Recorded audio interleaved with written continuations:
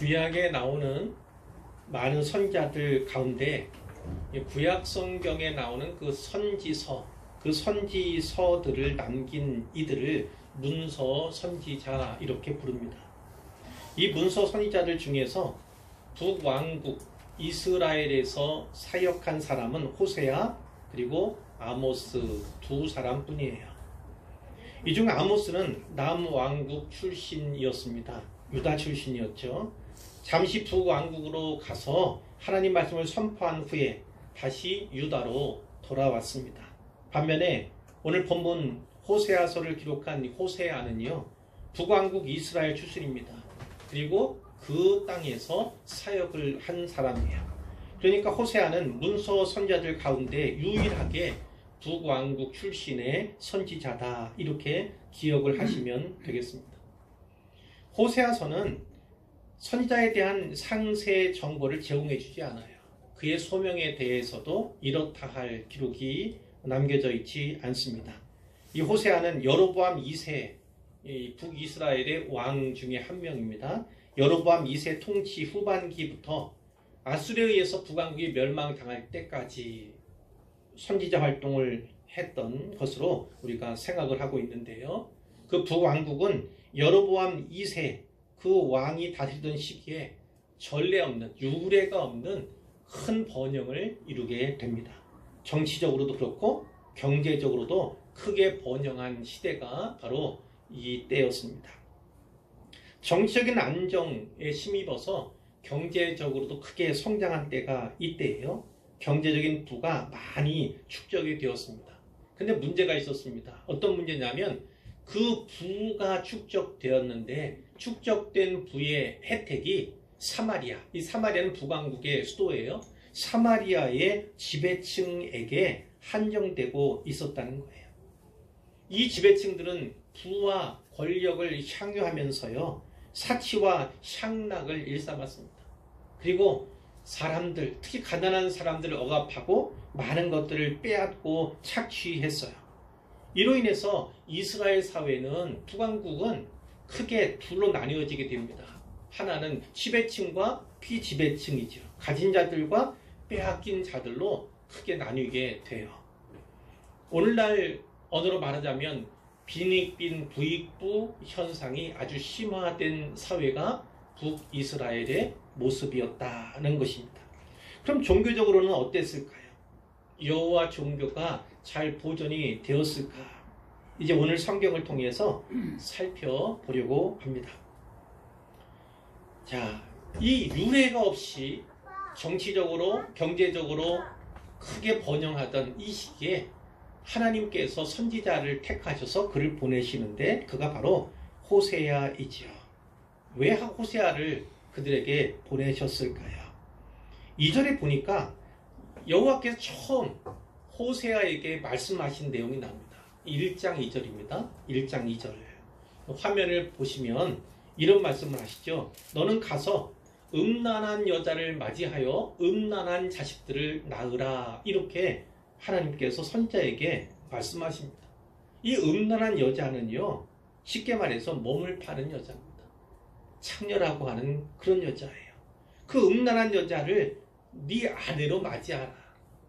그리고 그 음란한 여자 사이에서 음란한 자식들을 낳으라, 이런 명령을 주신다. 명령을요. 이 명령을 받은 사람은 선지자입니다. 다른 누구보다 더 거룩해야 되지요. 그러니까 이 선지자가 받은 이 명령은 윤리적인 면에서도 또 제의적인 면에서도 결코 받아들일 수 없는, 결코 있을 수 없는 그런 명령이었다는 거예요. 그런데 하나님께서는 왜 이런 명령을 그에게 하셨을까? 그 뒤에 나오는 말씀이 이런 거죠. 이 나라가 여호와를 떠나 크게 음란함이니라. 지금 북이스라엘의 모습이 여호와를 떠나 크게 음란하다. 그 음란이 바로 음란한 여자와 또 음란한 자식들과 연관이 되어 있지 않습니까? 하나님께서 이 명령을 통해서 하나님과 하나님의 백성 이스라엘 사이에 어그러진 그 관계를 말씀하고 싶어 하시는 거예요. 선지자 호세아는 어떻게 합니까? 3절에 보니까 이에 그가 가서 이거는 순종이죠. 곧바로 순종을 하게 되는데 디블라임의 딸 고멜을 아내로 맞이합니다. 이 디블라임은 사람 이름이에요. 이 디블라임은 이방인의 이름입니다. 그러니까 디블라임의 딸 고멜 역시 이방 여인, 음란할 뿐만 아니라 이방 여인이다. 그 음란한 이방 여인을 아내로 맞이하게 됩니다. 그리고 두 사람 사이에서 아이들이 태어나게 되는데요. 하나님께서는 이 호세아와 고멜, 이 뒤에 고멜이라고 하는 이름이 나왔죠. 이 고멜이라고 하는 사람 사이에서 난 아이들에게 이름을 주세요. 이름을. 호세아를 통해서 이름을 주시는데 그 이름들이 예언적이고 매우 상징적이다. 이렇게 볼 수가 있습니다. 이 이름들은 호세아가 전해야 할 하나님 메시지를 아주 집약하고 있고 요약하고 있다. 이렇게 볼 수가 있습니다. 첫째는 아들이었어요. 아들의 이름이 뭡니까? 이스르엘입니다. 이스르엘은 문자적으로 하나님께서 심으신다. 하나님께 심으신다 이런 뜻이에요. 그러니까 꼭 나쁜 뜻이라고 볼 수 없어요. 좋은 뜻이다 이렇게도 볼 수 있고요. 이 이스르엘 그러면 이 말씀을 받는 청자들, 1차적인 청자가 바로 북이스라엘 사람들일 텐데 그들은 다 안다고요. 이 이스르엘은 평원의 이름입니다. 평지의 이름이에요. 갈릴리 호수로부터 서쪽으로 지중해 연안까지 펼쳐져 있는 매우 넓고 비옥한 평지의 이름이 바로 이스르엘입니다. 이스라엘 평지, 이스라엘 평원, 이스라엘 평야 이렇게도 이야기를 합니다. 그러니까 평야의 이름으로는 아주 적당한 어울리는 명칭이 아닐 수가 없죠. 그런데 문제는 이 때문에 너무 좋은 땅이에요. 너무 비옥한 땅입니다. 그렇기 때문에 이 땅을 차지하기 위한 갈등이 끊어지지 않았다는 것입니다. 또 이스라엘 역사에서 이 이스르엘이라고 하는 땅은 매우 중요한 사건들, 그 사건들의 배경이 되어 왔습니다. 이를테면 사울 왕은 초대 왕이잖아요. 이 이스라엘의 초대 왕, 북왕국과 남왕국을 나누기 전에 그 초대 왕인 사울의 최후를 가져왔던 길보아산 전쟁, 그것이 바로 여기서부터 펼쳐지게 된 거죠. 또 다윗과 사울의 집안이 나뉘게 되잖아요. 싸우게 되었을 때 사울 아들인 이스보셋에 속한 지역이 바로 이곳이었어요. 우리가 잘 아는 아합 왕이 있죠. 아주 악한 왕이에요. 더 악한 왕비가 바로 이세벨이었는데 그 이세벨이 나봇이라는 사람을 죽이고 그의 포도원을 탈취했던 그런 기록도 바로 여기에서 나타나고 있고요. 예후라는 사람이 있습니다. 하나님께서 북왕국의 왕으로 세운 인물인데 처음에는 잘했어요.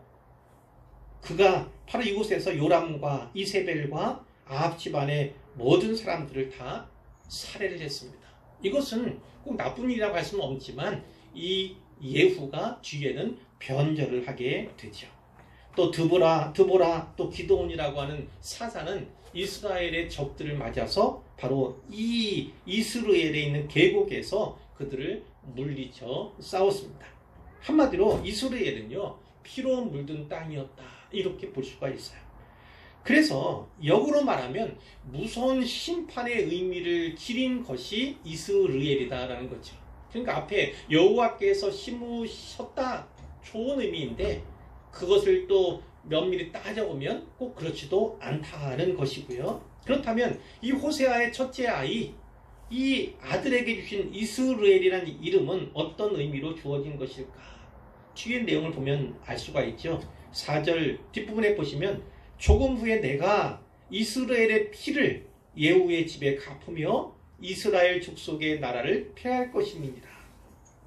그날에 내가 이스라엘 골짜기에서 이스라엘의 활을 꺾으리라. 이런 말씀이 있어요. 이 말씀을 보면 이 이름은 축복의 이름이 아니라 심판의 이름이구나 라는 것을 우리가 알 수가 있죠. 어쩌면 번영 뒤에 있을 심판, 그것을 의미하는 것으로 볼 수 있겠다 싶습니다. 자, 둘째는 딸이었어요. 둘째 딸의 이름이 뭡니까? 루하마입니다. 루하마. 이 나나주 밑에 쭉 보면 거기에 괄호 1번 혹은 괄호 2번 조그맣게 되어 있는 부분이 있는데 거기에 보면 루하마는 긍휼히 여김을 받지 못하는 자 이렇게 되어 있습니다. 이 로는 부정사예요. 부정사. 우리가 안 그래요 안 그래요 할 때 안처럼요. 부정사예요. 그래서 이 루하마는 긍정적인 얘기입니다. 이 루하마는 긍휼히 여김 받다 혹은 사랑받다 이런 뜻이에요. 그런데 앞에 로가 붙으면 반대가 되는 겁니다. 긍휼히 여김을 받지 못한다. 그리고 사랑을 받지 못한다. 이런 의미가 되는 거예요. 하나님께서도 이렇게 말씀하시죠. 내가 다시는 이스라엘 족속을 긍휼히 여겨서 용서하지 않을 것입니다. 긍휼히 여기지도 않고 용서하지도 않겠다라는 의미에서 이 이름을 주신 겁니다. 셋째 아이의 이름은 이제 아들이죠. 셋째 아이는 아들이었는데 그 이름은 로암미. 말씀드린 것처럼 로가 앞에 붙었기 때문에 암미라는 내용의 반대예요. 암미는 무슨 뜻이냐면 내 백성이다. 내 자식이다 이런 의미예요. 근데 앞에 로가 붙었으니까 부정사가 붙었으니까 내 자식이 아니다. 내 백성이 아니다. 라는 의미로 그 아이의 이름을 짓게 하시는 거예요. 자, 이 말씀들, 이 이름들로 비추어 보건대 첫째는 아니겠지만 둘째 딸아이와 셋째 태어난 그 아들은 호세아의 아이가 아닐 가능성이 매우 높습니다. 가늠한 여인 이 고멜과 그 정부 사이에서 태어난 아이들 가능성이 매우 높지요. 여러분, 가늠한 아내 고멜과 살아가는 남편 호세아의 마음이 느껴지십니까? 그 남편의 마음이 어떨지, 그 아픔이 어떨지 느껴지십니까? 혼인을 했어요. 혼인을 했음에도 불구하고 간음을 일삼고 다른 남자의 아이를 임신해서 또 그 아이를 낳기까지 하는 그 여인을 아내로 둔 남편의 심정이 어떠하겠습니까? 이 호세의 마음, 이 선지자의 심정이 또 남편의 이 마음이 바로 하나님의 마음을 대변해주고 있는 겁니다. 하나님께서는 호세아를 통해서 이스라엘을 향해 갖고 계신 그분의 마음, 아픈 심정을 토로하고 계신 거고 그 선지자로 하여금 하나님 마음, 그 아프고 쓰라린 그 고통스러운 마음을 경험하고 또 그 경험을 바탕으로 그 마음을 바탕으로 북이스라엘의 사람들에게 하나님 말씀을 대언케 하고자 하나님이 선지자를 부르셨고 그에게 이와 같은 얼토당토 않은 행위 예언을 하도록 하신 거예요. 여기서 남편 호세아는요 하나님을 상징하고 있습니다. 반면에 부정한 아내 고멜은 이스라엘을 상징하고요. 그 이스라엘 사이와 이 남편 사이에서 태어난 아이들이 계속 어떤 아이들이라고요? 음란한 자식들 이렇게 표현이 되고 있습니다. 하나님께서는 이 이스라엘에 대해서 어떤 마음과 어떤 심정, 어떤 고통과 아픔을 갖고 계신가 그것을 호세아를 통해서 깨닫게 하시고 호세아를 통해서 전달하길 원하셨던 거예요. 이 음란한 여인이 낳은 3명의 아이들이죠. 이 3명의 이름을 통해서 하나님께서는 하나님과 이스라엘 사이의 관계 그것이 점차 멀어져 가고 있음을 보여주시는 거예요. 특별히 셋째 아이가 로암미입니다. 내 자식이 아니다. 내 백성이 아니다. 이것은 어떤 의미입니까? 이 둘 사이의 관계가 파탄이 났다. 이제 관계가 단절되었다. 이렇게 이제 읽도록 하시는 것이죠.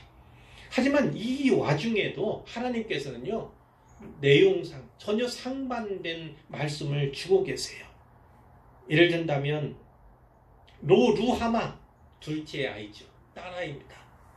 긍휼히 여김을 받지 못한다는 뜻이죠. 사랑받지 못한다. 이런 의미를 지닌 딸 아이 이름을 주시면서도 뒤에 7절에서 뭐라고 합니까?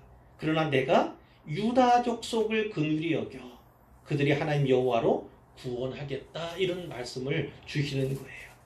북왕국 이스라엘은 어쩔 수 없지만 남왕국 유다를 기억하시면서 그 유다 족속은 긍휼히 여길 거다.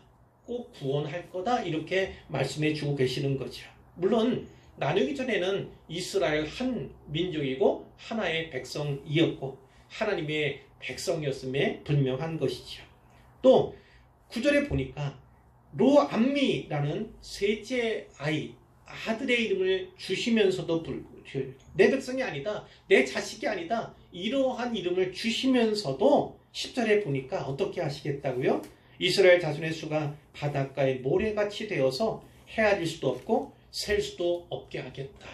무엇이 생각납니까? 아브라함과 맺으셨던 그 언약이 생각나지요.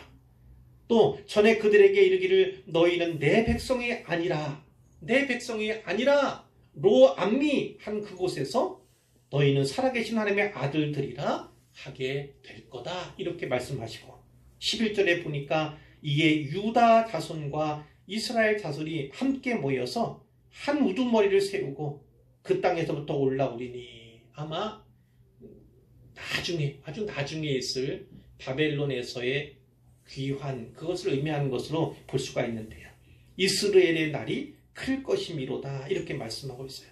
그러니까 앞에서 말씀하고 했던 그 이스라엘 그리고 로암미 또 루하마라고 하는 말씀 주셨지만 그 말씀이 완전히 반전되는 역전되는 하나님의 소망이 여기에 나타나고 있다. 그것을 우리가 볼 수가 있습니다.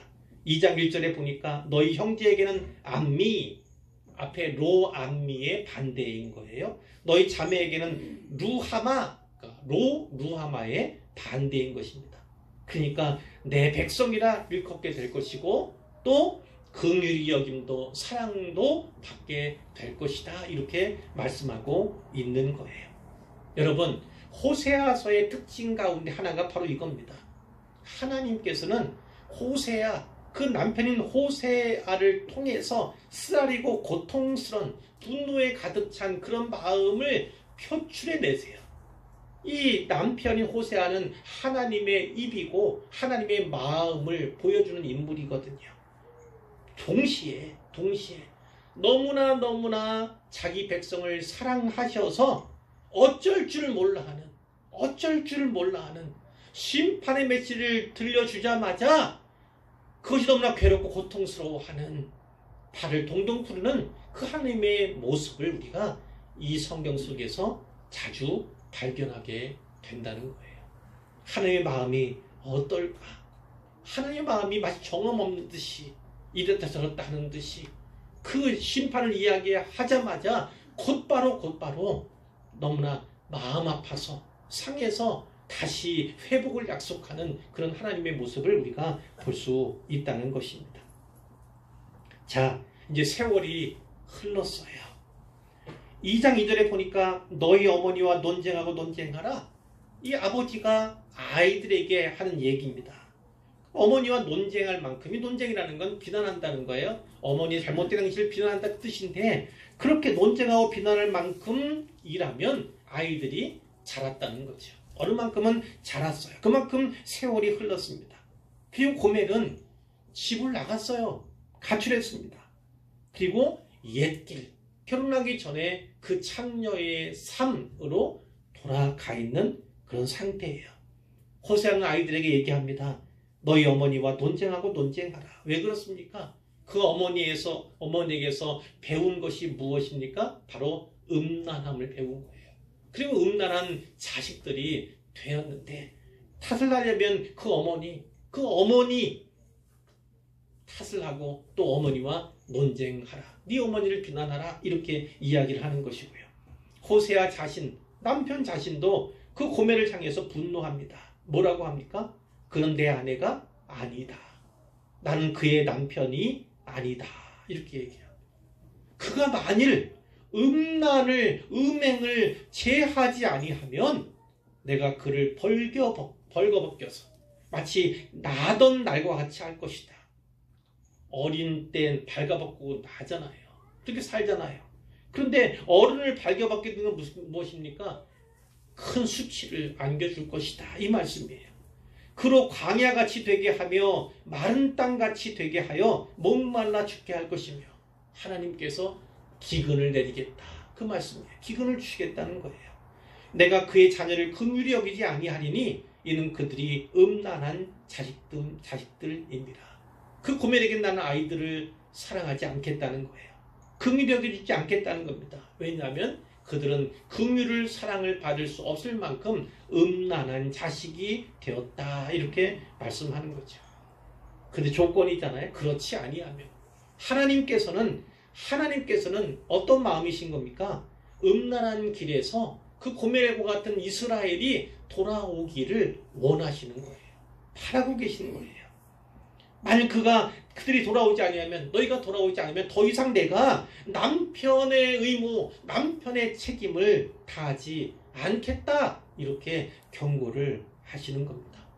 2장 5절에 보니까 그들의 어머니는 음행하였고 그들을 임신했던 자는 부끄러운 일을 행하였나니. 음행하는 아내, 그리고 그 부끄러운 일, 그러니까 정부의 아이를 잉태하고 낳은 그 부끄러운 일을 행한 자예요. 그 고멜이 뭐라고 했습니까? 나는 나를 사랑하는 자들을 따르리니. 한 사람이 아닌 거예요. 나를 사랑하는 자들, 정부가 한 사람이 아니고 여러 사람이에요. 여러 사람. 나는 나를 사랑하는 자들을 따르리니 그들이, 그 정부들이 내 떡, 내가 먹을 떡, 내 물, 내 양털, 내 삶, 내 기름, 내 술, 그 모든 것들을 다, 내가 필요한 모든 것들을 다 그들이 내게 준다. 이렇게 고멜이 이야기한다는 거예요. 이스라엘이 하나님 앞에서 이렇게 이야기한다는 겁니다. 이 남편이 어떻게 하죠? 그들 정부에게 가지 못하도록 6절에 보니까 내가 가시로 그 길을 막으며, 가시를 쌓아두는 거예요. 못 가게. 그리고 담을 쌓는 거예요. 길을 찾지 못하게 하고 또 만나지 못하게 하고자 이렇게 하시는 겁니다. 누가 한 거예요? 결국 하나님이 이렇게 하신다는 거예요. 그리고 이제 그때 내가 본 남편에게로 돌아가리니, 내가 내 남편, 본 남편에게로 돌아가리니 그때 내 형편이 지금보다 나았습니다. 후회하는 거죠. 후회. 아, 남편에게 잘할 걸, 남편과 오순도순 잘 살 걸, 내가 이렇게 살아서는 안 됐는데 이렇게 할 거라는 거죠. 하나님이 이스라엘 향해서 그렇게 원하시는 거예요. 원하시는 거예요. 이 음란을 차단하고 이 혼인 관계가 파탄나지 않도록 하기 위해서 하나님께서 그 가는 길을, 그들 만나는 것을 다 봉쇄하겠다, 이런 거죠. 남편인 하나님께로 돌아오기를 바라시는 하나님의 마음을 우리가 여기서 알 수가 있는 거예요. 그렇게 아내가 잠시 돌아왔습니다. 8절에 보니까 이렇게 얘기하죠. 곡식과 새 포도주와 기름은 내가 그에게 준 것이요, 그들이 바알을 위하여 쓴 은과 금도 내가 그에게 더하여 준 것이거늘 그가 알지 못하도다. 잠시 돌아오긴 돌아왔는데 보니까 어때요? 그가 필요한, 그가 사용한, 그에게 좋은 것을 다 준 것이 누구예요? 하나님이시라는 거예요. 남편이라는 거예요. 남편이신 하나님이시라는 거예요. 그러나 그가 알지 못한다. 호세아의 마음을 이해하지 못하는 것처럼 이스라엘 백성이 하나님 마음을 알지 못한다. 그 은혜를 전혀 잊고 있다라는 것입니다. 그렇기 때문에 이 알지 못한다는 게 너무나 중요한 거예요. 거꾸로 안다는 건 더 중요한 거죠. 이 돌아온 아내를 벌하는 내용이 있어요. 왜 벌합니까? 왜 책망합니까? 깨닫지 못해서, 알지를 못해서. 9절에 보니까 그러므로 내가 내 곡식을, 그것이 익을 계절에 도로 찾겠다. 내 곡식, 그에게 준 곡식을 도로 찾겠다. 내 새 포도주를 도로 찾겠다. 내 양털과 삶, 옷을 만들어 입을 그것들을 빼앗겠다. 하나님께서 말씀하시는 것이고, 이제 내가 그 수치를 사랑하는 자의 눈앞에 드러내겠다. 이렇게도 말씀하시고 모든 희락과 절기와 월삭과 안식일과 모든 명절을 폐하겠다. 그리고 12절에 보니까 이것은 나를 사랑하는 자들이 내게 준 값이라 하던 그 포도나무 무화과나무를 숲풀로 만들어 버리겠다. 아무것도 얻지 못하게 하겠다. 또 귀고리와 폐물로 장식하고 그가 사랑하는 나를 따라가서 정부를 따라가서 나를 잊어버리고 그것은 결국 뭐예요? 향을 살라 바알들을 섬긴 것을 말하는데 그처럼 그 한 시일대로 내가 그에게 벌을 주겠다. 하나님은 이렇게 말씀하십니다. 이 부분은 남편의 이야기와 하나님의 이야기가 섞여 있는 거예요. 그분의 의중이 잘 나타나고 있습니다. 이스라엘의 배은 망덕을 하나님께서 책망하시는 거예요. 이 당시에 우리가 뭘 주목해야 합니까? 구하기만 하면 그냥 주시는 그런 하나님만 아니라 주신 것도 때로 빼앗으시는 하나님, 그 하나님도 우리가 발견할 수가 있는 거예요. 자, 그리고 오늘 본문이 나오죠. 우리가 본문으로 삼은 말씀인데 여기에서 다시 한번 반전의 역사가 일어납니다. 14절 그러므로 보라 내가 그를 타일러 그가 누굽니까? 고멜이죠. 그리고 그 고멜이 상징하는 이스라엘입니다. 이스라엘을 타일러 거친 들로 데리고 가서 말로 위로하고 이 거친들이 어디겠습니까? 광야를 말합니다. 광야로 데리고 가서 그에게 위로의 말을 속삭이겠다라는 겁니다. 사랑의 말을 속삭이겠다는 것입니다. 거기서 비로소 그의 포도원을 그에게 주고 포도원을 선물로 주겠다. 풍요를 주겠다는 거예요. 또 아골 골짜기로 소망의 문을 삼아 주리니 이런 말씀이 있어요. 이 아골 골짜기 그러면 어디 생각납니까? 이 가나안 전쟁 시작할 때 첫 번째 여리고성을 정복했습니다. 그 여리고성을 그 뺑뺑 도는 기상천외한 방법으로 함락했지 않습니까? 고함치는 그 방법으로 함락을 했는데 이 여리고와는 비교할 수 없는 아이성, 작은 성, 얕잡을 만한 그 성에서 이스라엘은 패배를 하고 맙니다.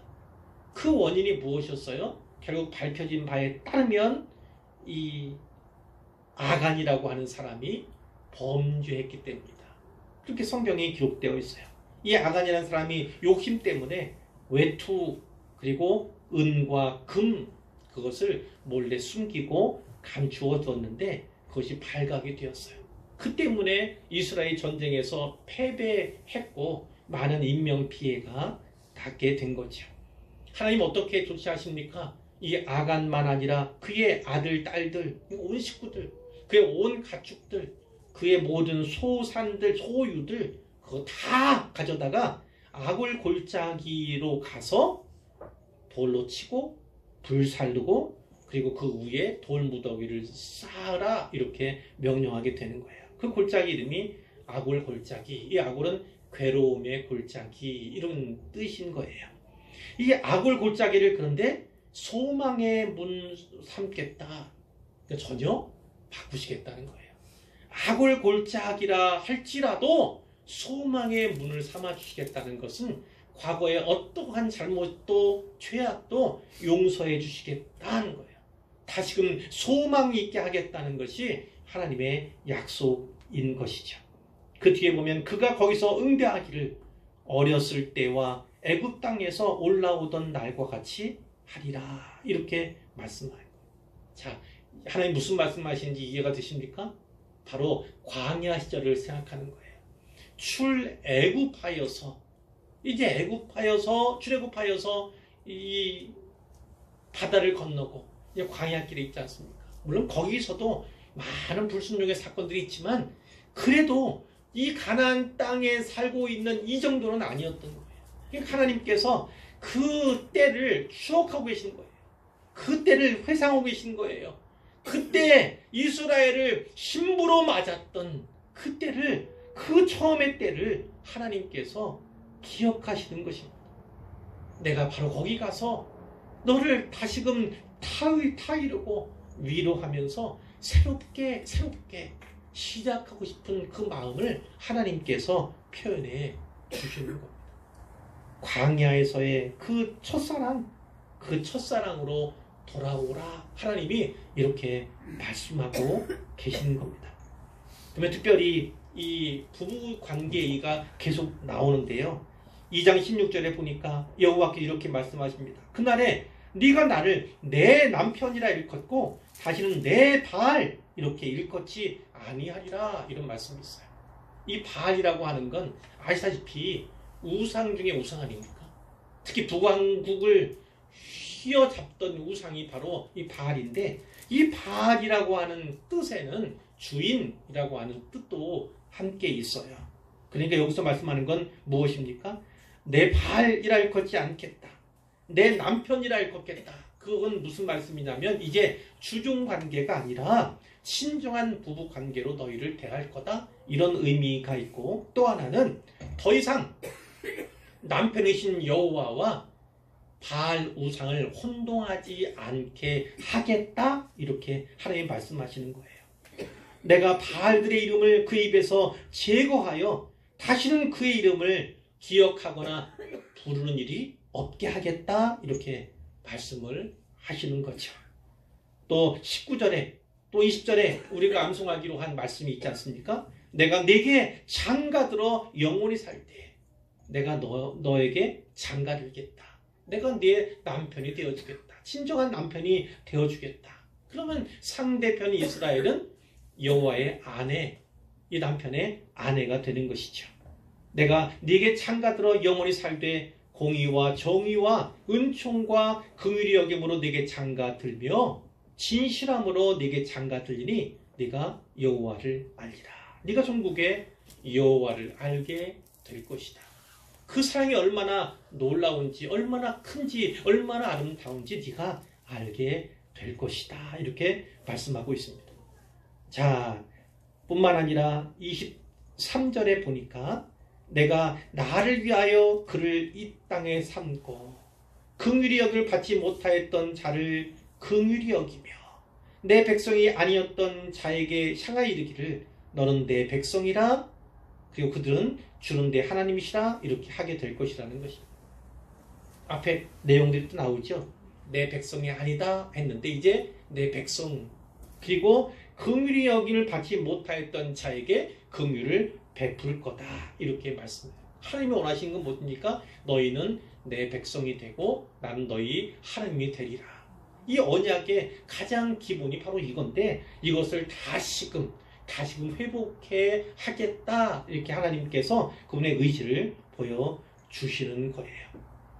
그 가운데 21절, 22절에 보면 이런 내용이 있습니다. 그날에 내가 응답하리라. 나는 하늘에 응답하고 하늘은 땅에 응답하고 땅은 곡식과 포도주와 기름에 응답하고 또 이것들은 이스라엘에 응답하리라. 이런 말씀들이 있어요. 자, 어떤 내용일까요? 잘 보시면 결국은 땅이 회복되게 될 것이다. 너희들을 복되게 하겠다. 이런 말씀이에요. 하나님이 응답해 주시는 그날에 하나님은 하늘에 응답합니다. 그럼 하늘에서 어떻게 해요? 비가 내리겠죠. 이 마른 땅에 비가 내리면 그러면 땅이 어떻게 합니까? 이제 많은 것들을 내기 시작하잖아요. 일단 하늘은 땅에 응답하고 땅은 곡식과 포도주와 기름을 낼 것이다. 특별히 이스라엘에. 이스라엘 아까 말씀드렸죠? 바로 그 땅, 하나님께서 심으시는 그 땅에 많은 피비린내가 났던 그 땅을 하나님께서 이렇게 축복의 땅으로 변화시켜 주겠다. 이렇게 말씀하고 있는 거예요. 자, 이제 3장으로 들어가는데요. 여호와께서 말씀하십니다. 이스라엘 자손이 다른 신을 섬기고 건포도 과자를 즐길지라도 여호와가 그들을 사랑하나니. 이스라엘 자손이 아무리 우상을 섬기고 그들이 준다 생각하는 잘못된 생각을 하고 있을지라도 하나님은 여전히 그들을 사랑한다. 사랑 고백하시는 거예요. 그러면서 뭐라고 하십니까? 너는 또 가서 타인의 사랑을 받아 음녀가 된 몸을 파는 창녀예요. 그 여자, 여기 뭐라고 돼 있어요? 그 여자 그 여자 이름이 뭡니까? 고멜. 그런데 고멜은 아내잖아요. 아내라는 표현도 없고 고멜이라고 하는 이름도 없이 그 여자를 사랑하라. 그 여자가 어떤 사람입니다. 아내라고 부를 수 없는, 아내라고 부를 수 없는 여자, 그런 상태인 여자이기 때문에 그 여자 이렇게 부르시는 거예요. 하나님도 이렇게 인정을 하시는 거죠. 그러나 그 여자를, 그 음녀가 된 그 여자를 사랑하라. 하나님께서 호세아에게 이렇게 명령하시는 겁니다. 그랬더니 호세아 선지자가 그 말씀에 또 순종을 하죠. 은 15개, 보리 한 호멜 반. 아마도 이 가난한 선지자가 무엇이 이렇게 많이 있겠습니까? 재물, 그 여인을 사기 위해. 내용을 보면 이런 거죠. 포주가, 포주, 몸을 파는 창녀대, 그 포주들이 있지 않습니까? 근데 나이가 들었어요. 혹은 병들었을 수도 있습니다. 사람을, 또 남자를 받기에 부족한 상태. 그러니까 마지막으로는 어떻게 합니까? 팔아버리는 거. 노예로 팔아버리는 거. 이런 상황을 우리가 연상할 수가 있어요. 그런 상황인데 하나님의 명령을 받고 호세아가 여기저기 꾸고 빌리고 해서 이 재물들을 마련한 것입니다. 오직 하나, 자기 안에 그 여자를 사기 위해서 그런 거예요. 돈과 곡식을 준비해서 그 여자를 사는 거죠. 3절에 말합니다. 너는 많은 날, 데려온 그 여자를 향해서 다시 얘기하는 거예요. 너는 많은 날 동안 나와 함께 지내고 음행하지 말며 다른 남자를 따르지 말라. 나도 네게 그리하리라. 이렇게 얘기하는 거예요. 나와 함께 있으면서 근신하라는 거죠. 근신하라. 근신하라. 자, 무엇입니까? 바로 남편이 그 여자를 향한, 아내를 향한 시크한 사랑을 보여주는데, 이 대목은 동시에 하나님 그 음란한 자기 백성 향한 그 절절한 사랑, 결국 포기할 수 없는 그 사랑을 우리에게 알게 해주시는 그런 대목인 것입니다. 자, 이 말씀을 이제 결론으로 이제 나아갈 텐데, 주요한 내용 가운데 하나가 그겁니다. 광야의 첫사랑으로 돌아오라. 이것이 하나님께서 우리에게 주시는 그 말씀이에요. 성경은 너희는 서로 사랑하라. 이렇게 말씀합니다. 이 사랑에 대해 많이 말씀하시면서 특히 부부간의 사랑을 아주 각별하게 표현하고 있는 것이 우리 성경이죠. 그래서 예수 믿는 그리스도인 남편에게 예수님께서 교회를 사랑하는 것처럼 네 아내를 사랑하라. 이렇게 하나님께서 권면하고 계신 거예요. 그렇다면 우리가 얼만큼 어떻게 사랑해야 그리스도께서 교회를 사랑하시는 것처럼 사랑할 수 있을까? 아내를 사랑할 수 있을까? 그것을 우리가 이 호세아서를 통해서 질문하게 되고 이 호세아서를 통해서 답을 얻게 된다는 거예요. 구약성경 가운데서 이 질문에 가장 명확한 답을 주시는 본문이 바로 호세아서의 본문입니다. 우리는 호세아서에서요, 한 남편을 만납니다. 도저히 사랑할 수 없는 아내를 사랑하는 남편. 그 혼인 관계 때문에 끝까지 포기하지 않는 그 남편. 엄청난 대가를 치르면서도 그 배신한 그 여인을 다시 찾아가는, 어찌할 바 몰라 발을 동동 구르는 눈물이 범벅이 된 그런 남편을 오늘 본문에서 보게 되는 것이죠. 동시에 우리는 하나님의 그 백성을 향한 사랑, 나아가 오늘 우리를 향한 그 사랑을 이 본문을 통해서 보게 되는 것입니다. 때로 우리는 우리 역시 도저히 사랑할 수 없을 때가 있지 않습니까? 그래도 불구하고 포기하지 않고 끊임없이 사랑하시는 그 사랑을 우리가 깨우치고 알고 발견해야 할 줄로 믿습니다. 모든 것을 바쳐서 사랑한 그 아내의 외도에 분노하는 그 남편이지만 결국 다시 그 여인을 찾아 나서는 다시 데려오고자 하는 그 남편 사랑도 이와 같습니다. 포기하지 않고 끊임없이 아파하고 고통하는 가운데 다시금 우리 더욱더 사랑하는 것으로 말미암아 그 관계를 회복하고자 하는, 끝까지 사랑하고자 하는 그 하나님의 사랑을 오늘 본문에서 볼 수가 있다는 것입니다. 그 사랑이 결국 어떻게 나타났습니까?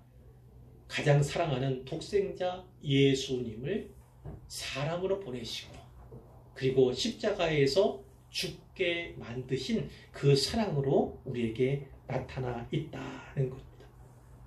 이제 설교 후에 그 사랑 얼마나 라고 하는 우리가 잘 아는 찬양곡을 부르게 될 텐데, 거기에 나온 가사처럼 우리는 이 하나님의 사랑이 얼마나 아름다운지, 그 사랑이 나를 얼마나 부욕해 만드는지, 그 사랑이 얼마나 크고 놀라운지, 또 나를 얼마나 감격하게 하는지 우리가 깨달을 수 있기를 바라고요. 표현이 부족하다 할지라도 표현하고 계속해서 고백하며, 잘 알지는 못하지만 좀 더 알아가려고 힘쓰고, 다 닮지는 못하겠지만 좀 더 닮아가려고 애쓰는 우리가 되기를 간절히 소원합니다. 하나님이 결코 포기하지 않으시기 때문에 우리는 우리를 향한 그분의 사랑 아무도 누구도 무엇도 결코 빼앗을 수 없음을 반드시 꼭 기억하시기를 주님의 이름으로 축원합니다. 아멘.